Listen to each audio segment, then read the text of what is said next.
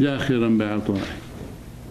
وختاما يا صاحب السمو، فإننا جميعا ونحن نمثل بين يديكم بحاجة للاستماع إلى توجيهاتكم السديدة واستطلاع رؤاكم النيرة والتزود من معين خبرتكم الطويلة وحكمتكم المعهودة، فكلنا آذان صاغية وقلوب واعية لما تتفضلون به من توجيه، وما تسجدونه من نصح، وما ترسمونه من نهج.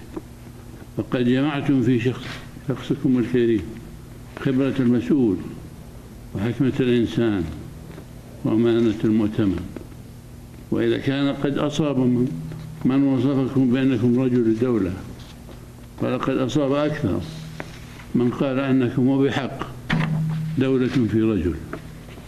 أدام الله عزكم وثبت خطاكم وأنار طريقكم لما فيه رفعة دينكم وعز أمتكم ووطنكم. والسلام عليكم.